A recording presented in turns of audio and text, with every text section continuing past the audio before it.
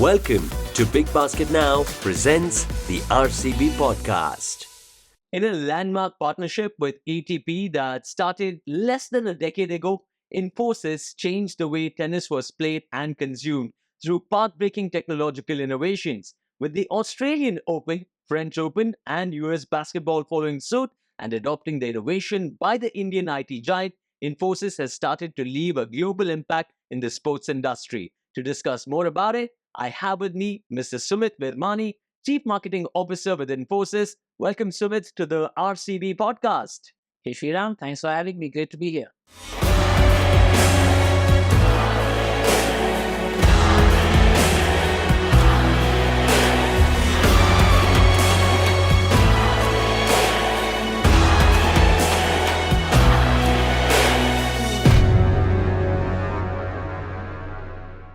Tell me, how does Infosys view sport? Is it technology at play? Is it a testing lab? Or is it a branding exercise? How exactly do you go about marketing? Actually, Sriram, it's all of it and more. Now, we all know that sports is a marketeer's dream.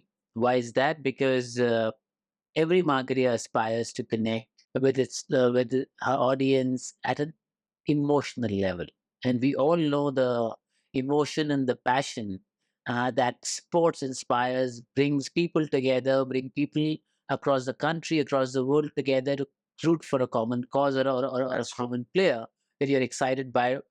So, as far as we are concerned, we look at sports as a mechanism to realize what we do. Now, Infosys is in the business of tech, but it's also in the business of leveraging tech to really create opportunities for people, businesses, and communities. That's really our purpose. So, for us, sports is another platform to really showcase our brand as well as showcase our tech to bring this purpose to life. And how much of the time goes into sports versus other marketing channels? For this audience, I should say all the time, right? That's the correct answer. Okay. So sports is quite foundational to us Right. from a marketing perspective. We have chosen more of a path of going deep in one sport around the world than going actually wide across sports that possibly a lot of the brands have done. But it is something which is integral to us primarily because we don't look at sports just from a sponsorship perspective. Our sports partnerships are very holistic. We look at them from a perspective of business of marketing and business of sports actually coming together. So every time we participate as a sponsor, we are also using that partnership as a platform to use our tech to make that sport better for the fans, better for the organizers, better for the ecosystem. बस यही बोलना है यही तुम्हारा add Yeah, that's it. सही है यार Now delivering in 10 minutes.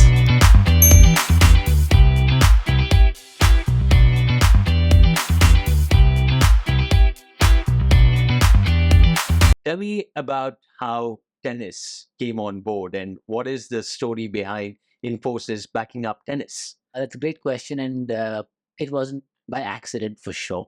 It was actually driven by about 3 or 4 different factors that actually came together. At that point of time, about 8 years ago, we were looking for a platform which has appeal across generations. I mean, our average employee base is in the late 20s, but the decision makers who uh, buy Infosys services are in the 40s and 50s. So, can there be a sport that it can equally appeal to the youngsters as well as to people like us who, or like people like me, not like you possibly, who are actually excited by what's happening in the sport. And tennis is something that cuts across generations. The second dimension is a dimension of we were looking for a sport that actually has presence globally. We are present in 50 plus countries around the world, and we were looking for a sport that has appeal across most of these markets. In addition, we were looking for a sport that has an opportunity to expose the brand and expose the tech all year round, and not something that happens for 2 weeks and then disappears for the rest of the year.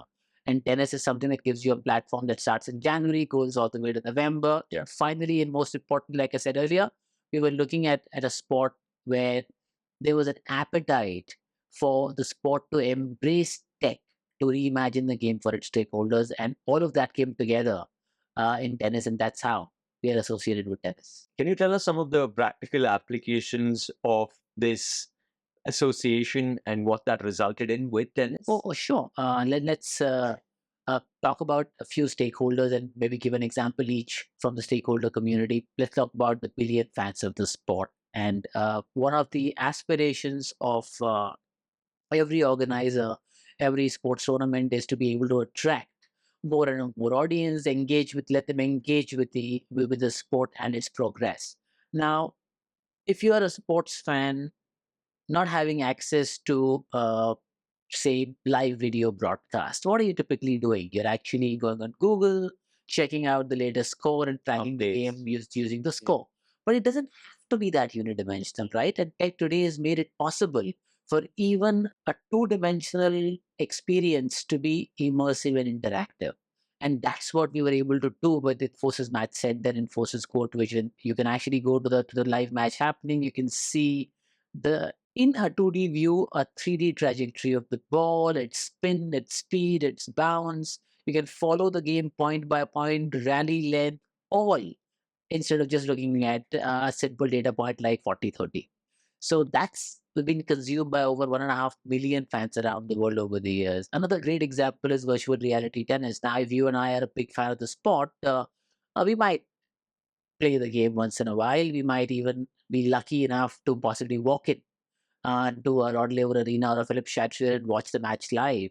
But we'll rarely, if ever, have an opportunity of going and playing on those services like one of the heroes of ours that we admire. Well, it may not be possible in real life, but it's definitely possible in virtual life. And we've created what we call the virtual reality tennis, where a fan, just like their hero, can transport themselves into the actual court championship environments and play a game while looking at their stats and their performance vis-a-vis who they're playing with. So clearly, that's again something that's been very, very popular. Over 500,000 people have engaged with that experience. But something that I'm incredibly proud of is what we've been able to do for the players of this on the tour. Now, we all know that in a game like tennis, the few top players have access to a lot. And then there's a long tail of players that find it difficult to get access to the most advanced technology, the most advanced insights, the most advanced coaching, support, etc. And what we did with the Infosys ATP app, we actually created a AI-driven highlights a coaching platform, which is available to each of the 2,000 players on the tour. They and their coaches can actually have video analysis of their past games against a specific opponent, what worked, what did, where did they make a mistake, how did they react to the pressure, 30, 40 or breakpoint situation.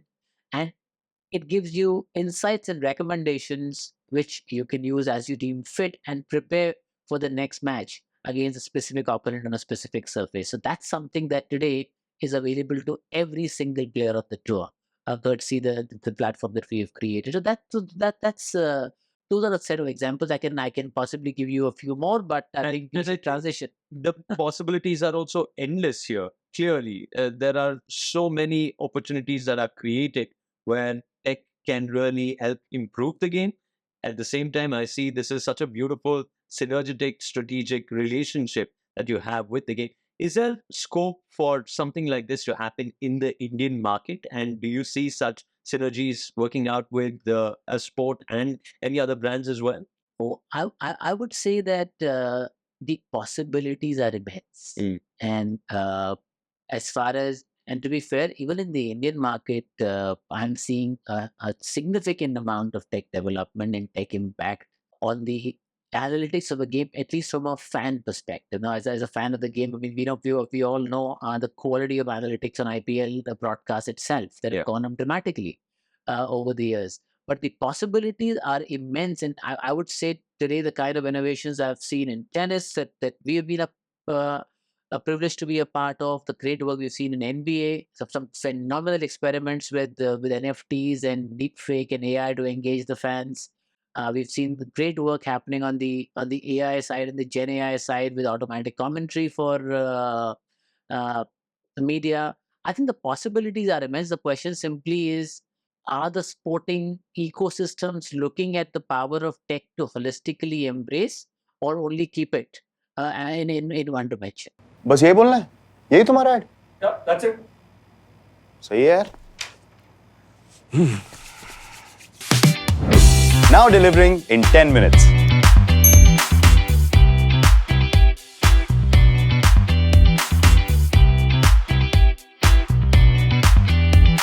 Coming to brand ambassadors, we were speaking about tennis. So why did the buck stop at Rafael Nadal, Iga Swiatek? What was the reason? So I think the way we were thinking about ambassadors was we were already associated with tennis in a very significant way around the world with ATP, with Roland Garros, Australian Open, the Tennis Hall of Fame.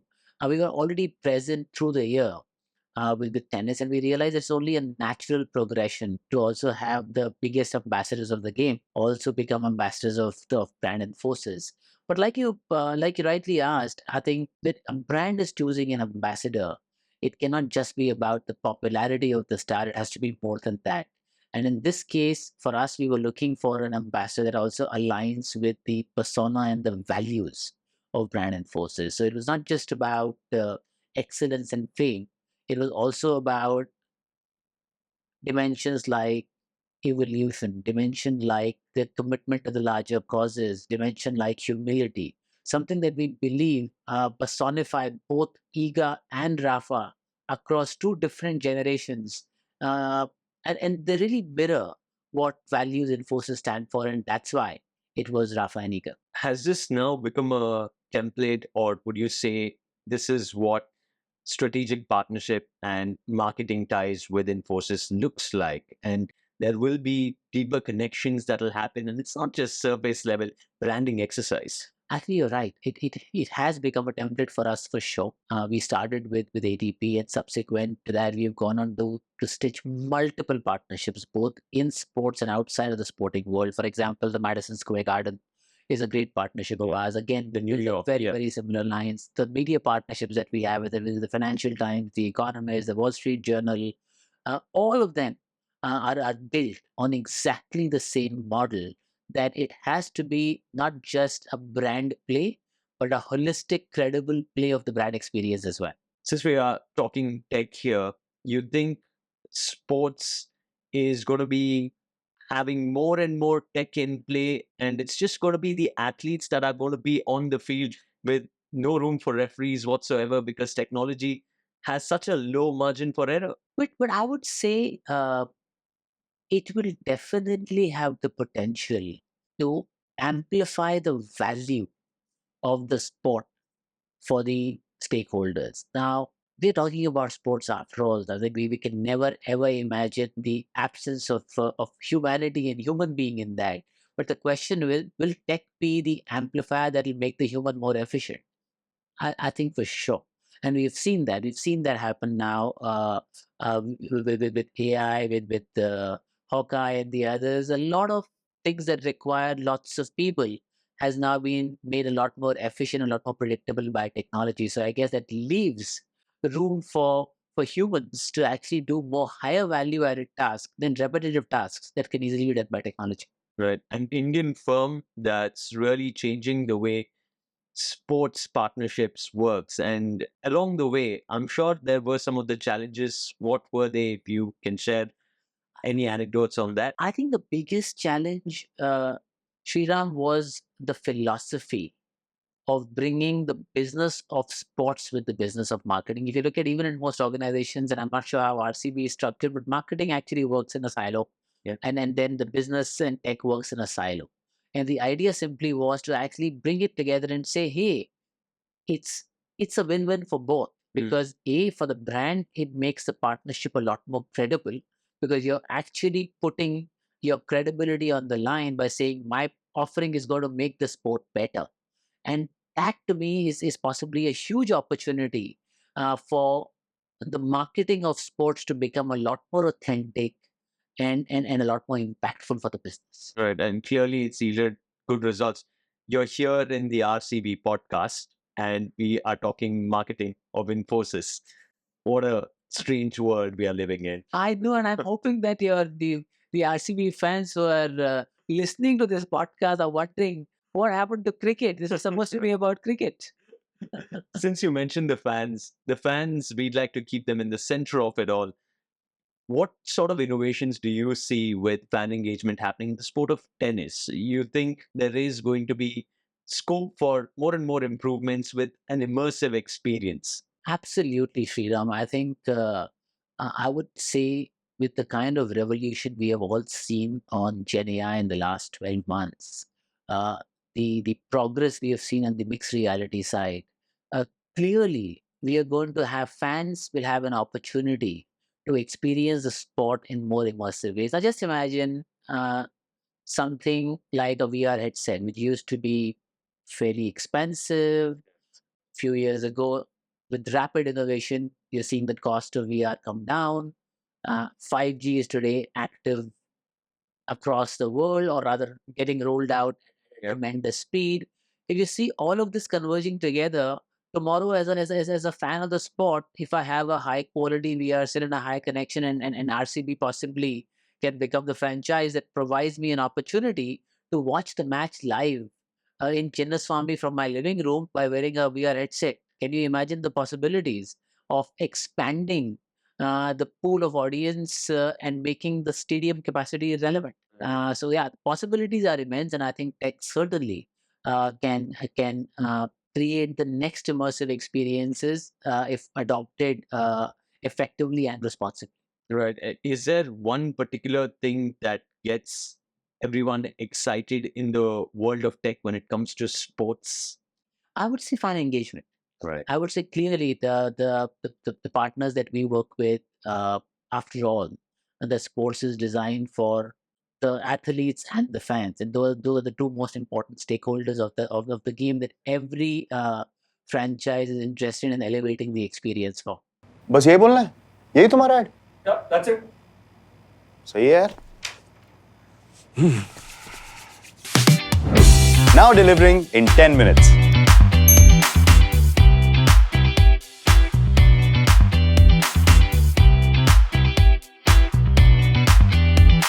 How do you think the next 5 years are going to play out when it comes to sports and tech partnerships coming together? I would hope that the model that we have found success with becomes a lot more standardized in the world of sports and the business of sports and the business of marketing. That's for sure.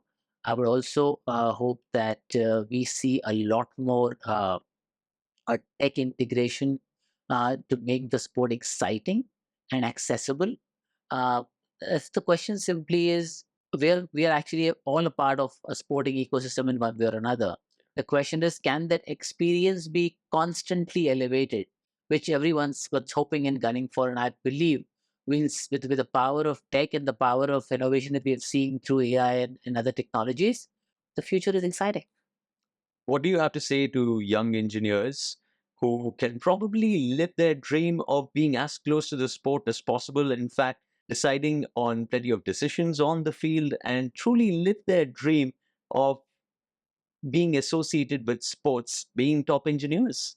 I would say that if work and passion can come together, and life can be truly exciting. So if you are passionate about science and about sport, they are not two diverging options at this point. They are converging in a very exciting way across the world. And if that's where your passion lies, there are enough opportunities. Any other sport that Infosys probably looks at? I mean, India is a huge market when it comes to cricket, but you've gone with tennis. Is there any other sport per se that you would keenly keep an eye on? So at this point of time, while tennis is something we've had a presence for several years, the other sport that we are actively engaged in is through the Madison Square Garden partnership with basketball. Yeah. So that's something that we're participating in from a brand perspective. I would say our focus is typically, like I said earlier, has always been to go deep and make a material impact on the sport than go wide. But if the right opportunities arise and we feel they have the right level of convergence, we can always explore. I'm so happy to have met you here. RCB Innovation Labs, Leaders India Meet. Talk to me about some of the biggest takeaways from this summit. I think the biggest takeaway for me is to see a platform like this come to India. I think that just showcases both the maturity and the potential of the Indian sporting ecosystem, how ripe it is now for global franchisees to see interest in a sport. And you're already seeing a lot of Indian firms actively participate in not just sports in India, but even around the world. So having a platform where Indian sports expertise can actually converge and meet the global sports expertise to bring back value to the Indian sporting ecosystem, that to me is a great start. And congratulations to RCB to really bring this entire meet to India. I absolutely love this chat. There's so much more that we would love to pick your brains with, but we can definitely do that on the next edition of RCB podcast. We need to catch up for a game of tennis as well. Thank you so much, Sumit. Thank you, Sriram. Great to be here. Big Basket Now presents the RCB podcast.